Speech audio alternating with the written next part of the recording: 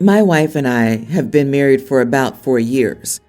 She brought 3 kids from previous relationships into the marriage, while I have none.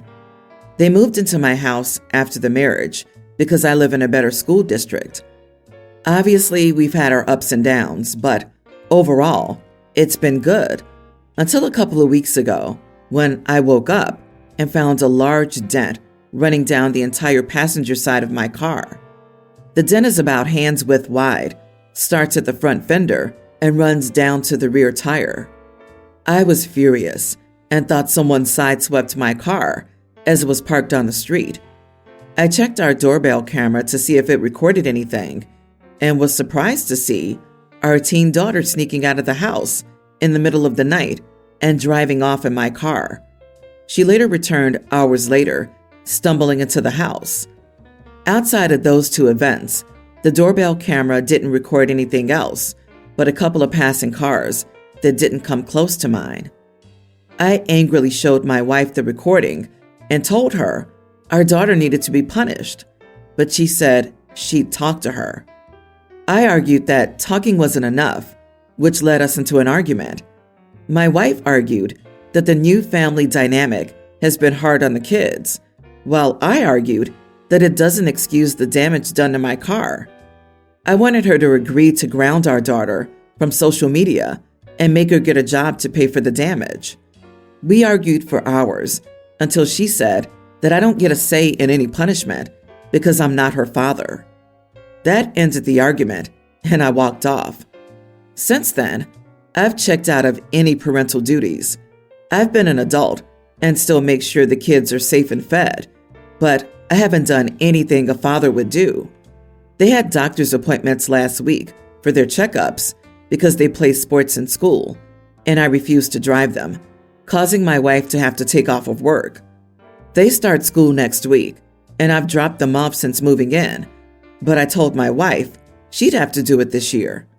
She argued she couldn't because of her work schedule, and I answered a mother would figure it out. She called me a child and to grow up. I think since I'm not the father, I don't have to take on the responsibilities of one. But obviously she disagrees. Am I the idiot for checking out of parental duties after my wife said I'm not the father? Edit. My wife wants me to report it to my insurance as a hit and run. She said that way, no one has to pay for it. I argued that I'll have to pay for it in the long run because they'll jack up my rates. I'm not ignoring the kids, and I still talk to them daily. I just don't do or make any parental decisions, as I stated above.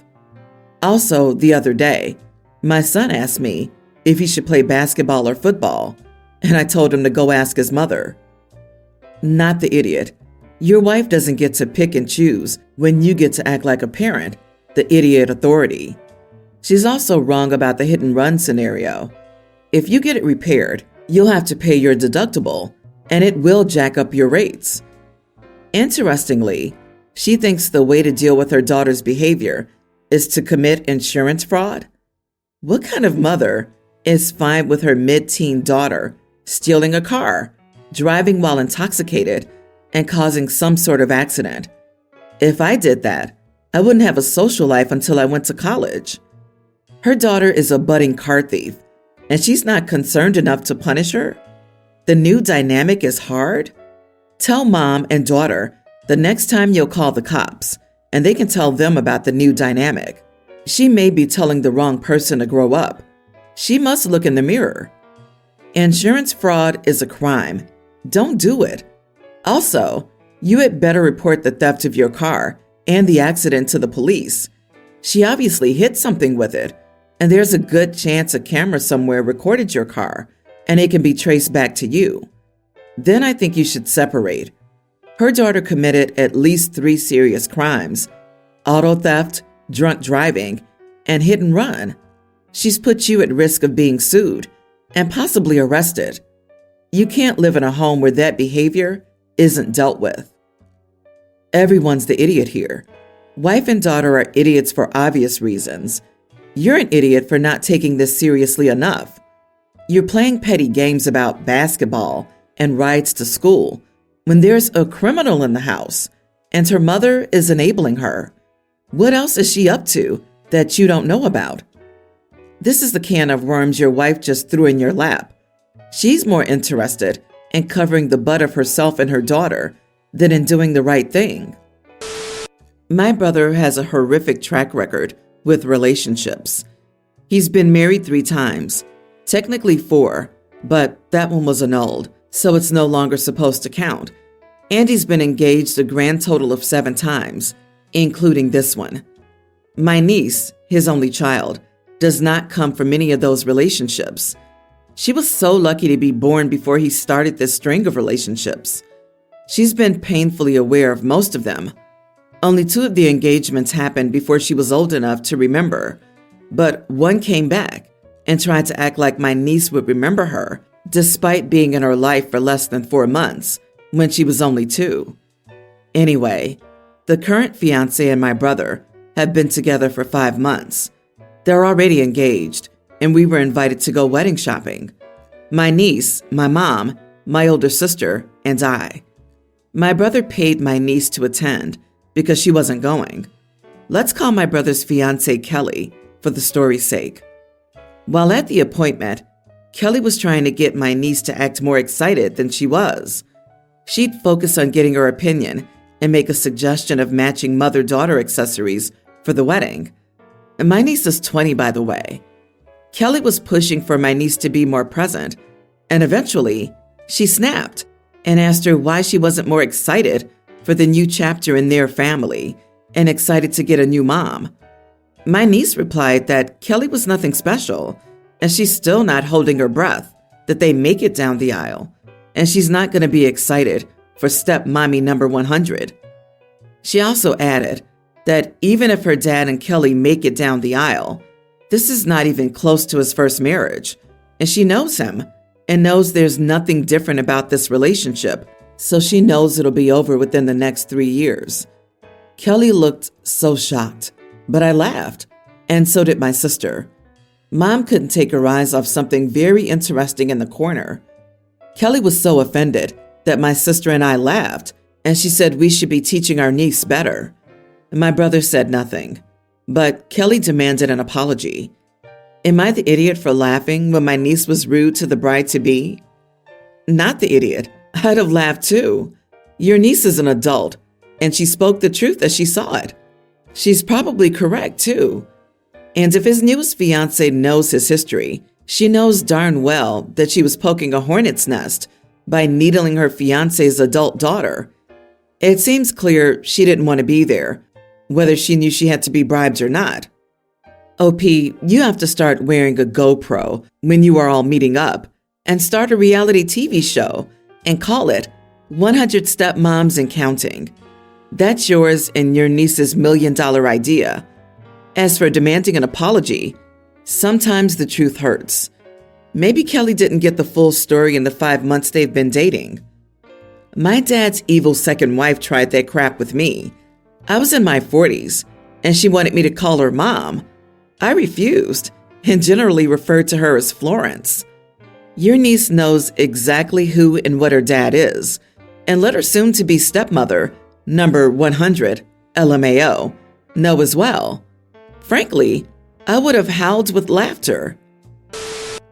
I-25 male was doing an oil change on my car in the back parking lot of my apartment complex. I wasn't in anyone's way, and it took me maybe 30 minutes. I cleaned up after myself. It's technically not allowed, but who cares? I'm paying $3,000 a month. I'm not the only one who does it either. I've seen others spending hours on their cars out there. Anyway, this older lady I don't know, maybe 70s, moved upstairs above me. She's a Karen, constantly in everyone's business and complaining about the dumbest crap. She walked all the way over to me with her crusty white dog and asked if I knew it was against the rules to do mechanics on your car in the lot. I'm like, oh no, I had no idea. She angrily said she'd report me and called me disrespectful. I just ignored her and finished up. I see her speedily walking over to the property manager's office. The next day, I got a fine for $20 wedged in my door saying that they received an anonymous report I was working on my car. I was angry. The property manager, Dan, 40s male, rode over on his golf cart to chat with me while I was working on it in the past.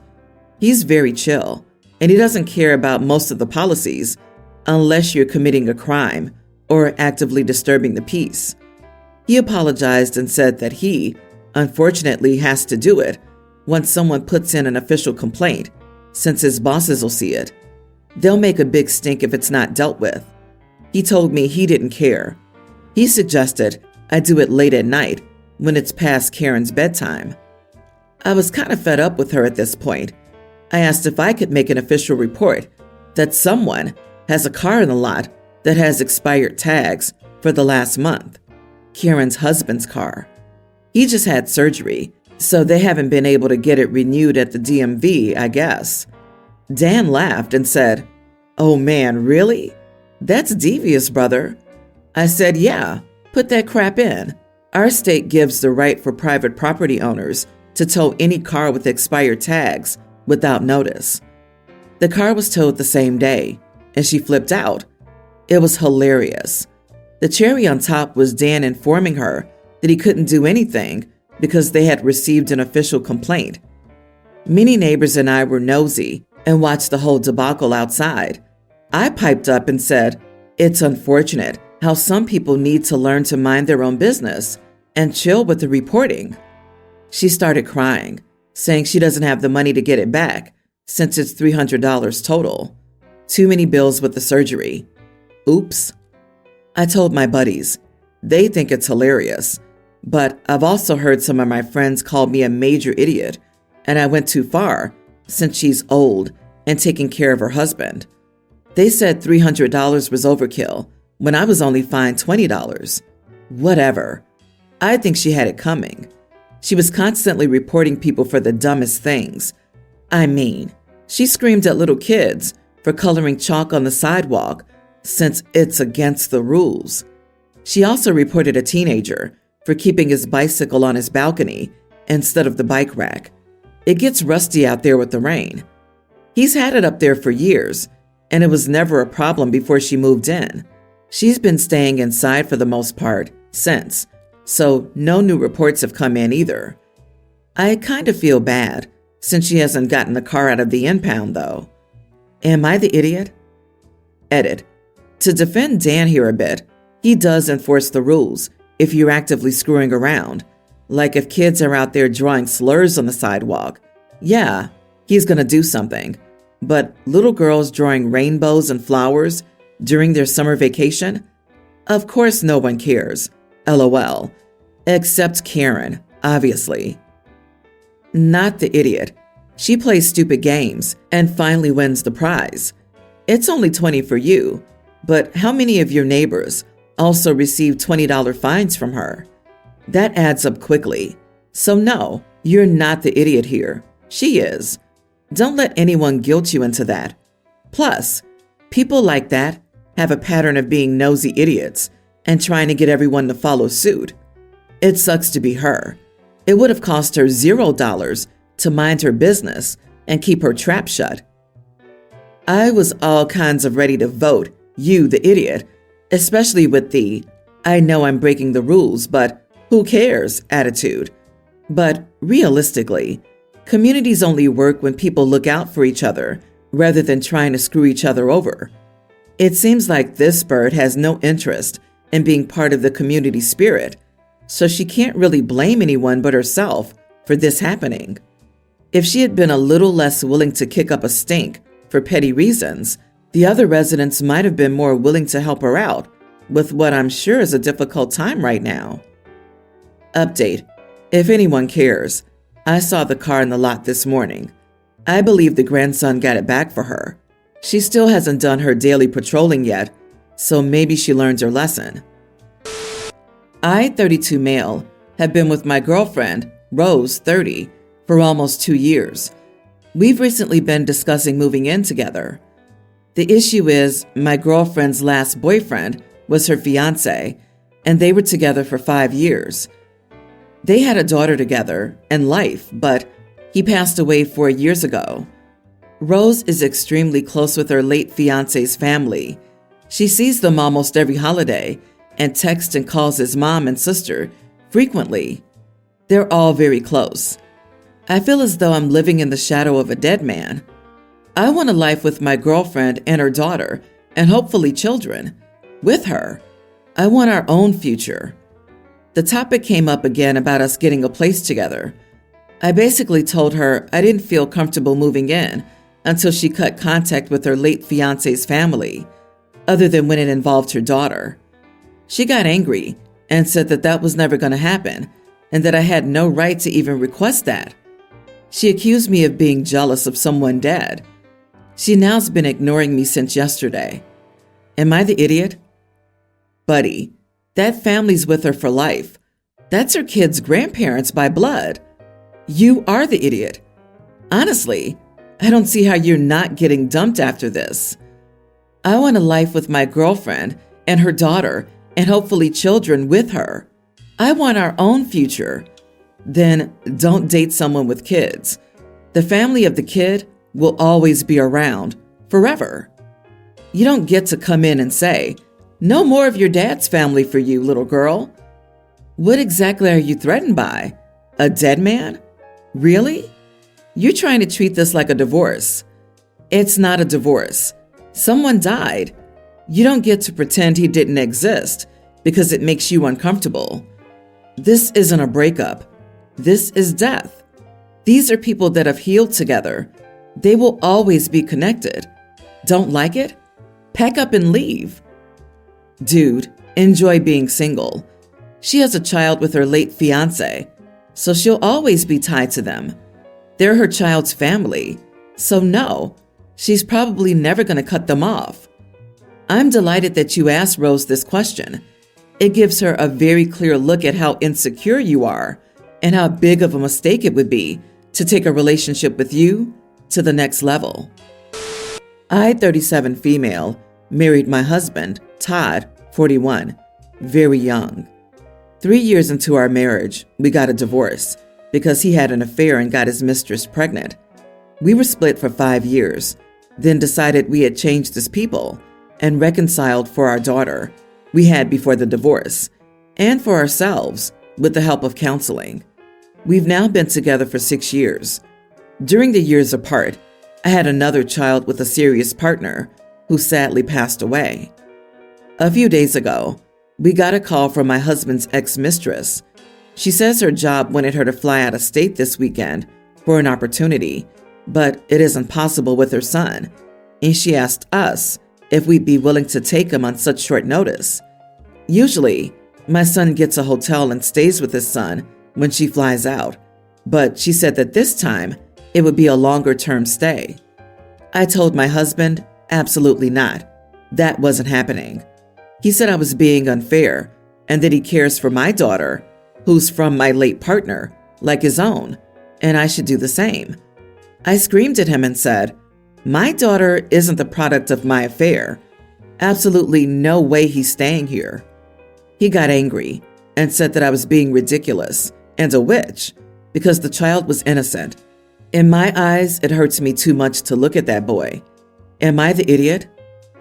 It surprises me you remarried him, given you clearly haven't forgiven his infidelity and the child. The fact is, if you had, you would accept he had a child and has to be a father to him. That means you're a stepmother. You married a man with a child, no matter how he came to have it. It no longer mattered at that point that it came from an affair. Just like you, he was a parent with a child.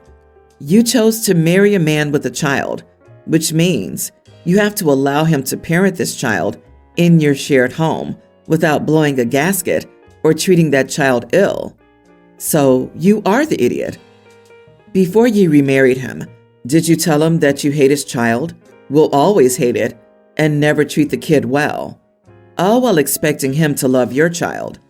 You chose this relationship, and now you want a father to choose you and your child over his. Pretty lousy. You decided to remarry him. Husband is an idiot because he's allowed you to treat his child as a second-class citizen. He was very wrong to have an affair, but it isn't the child's fault, and your husband should not have gotten back together with you for the benefit of one child while having this other one be treated inferior. Everyone's the idiot here. Maybe, just maybe, you two were better off divorced. This is an issue that's not going away.